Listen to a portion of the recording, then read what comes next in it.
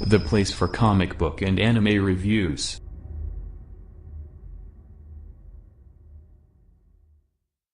Hey there you go, Burner Camel 12 YouTube channel, place for all your comic book and anime reviews.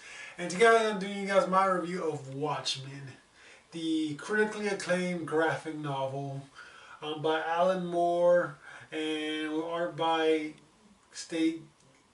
Dave Gibbons, or Steve Gibbons. I don't want to say Steve Gibbons. I don't know. Anyway, I really want to talk about Watchmen. Really before Doomsday Clock came out, because I really need to go, rather than reading Watchmen, go straight into Doomsday Clock. I was reading, like, marathoning through the book in my library, and then like I finished it like the day before Doomsday Clock came out, and so I ran through all of Watchmen, and then I came back and I did Doomsday Clock issue 1, and it was a weird transition, kind of, because, you know, Doomsday Clock takes place so long after the events of Watchmen. But I'm still glad I kind of did it, especially since I wouldn't have probably got the whole weird alien creature thing that came at the end of Watchmen, because, you know, in the Watchmen movie, it was like those bombs that were set off, compared to in the comic where these like creatures that came out. And it was really cool, and for the most part, a lot of things that were very similar to the movie, but there's a lot of things that were really, really different. Like, really different. Especially Silk Spectre. Man did that Zack Snyder movie, like, really shortchanged Silk Spectre. Like, Silk Spectre was such an emotional, well-rounded character compared to the movie where she was just like, kind of like an overly sexualized B-plot, you know, who had most of her lines taken away from her and given to like other male characters and things like that. And she never really, her relationship with Night Owl was not as strong as it was in the comic either.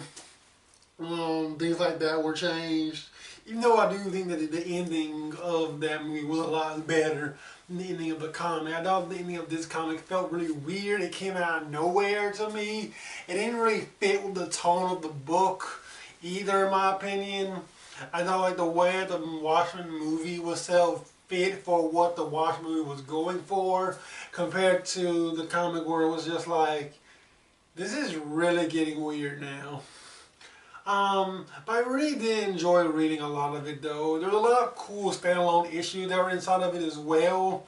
Specifically issue 6. Issue 6 was amazing for me because it was just like, it didn't really add a whole lot to the storyline, but it tells this very specific, small, contained story of this psychologist who is talking to Rorschach.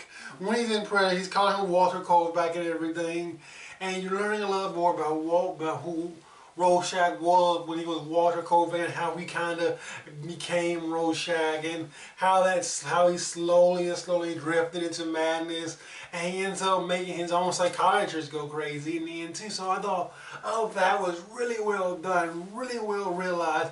I really enjoyed reading that issue. It was probably my favorite issue of the entire book. It is probably the most readable issue of Watchmen and out of the entire graphic novel, in my opinion. I really enjoyed that one issue. And even when like Dr. Man was on the moon, the whole like discussion between Dr.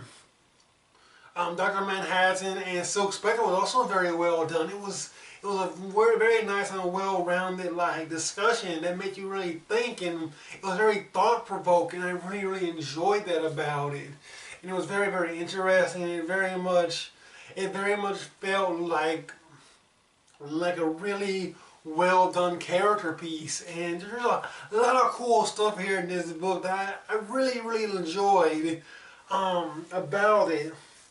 And even the art I thought wasn't too bad either. I thought it was like a really cool artistic styling as well that mixed in with this kind of darker tone. It was very interesting, and I really enjoyed reading this book.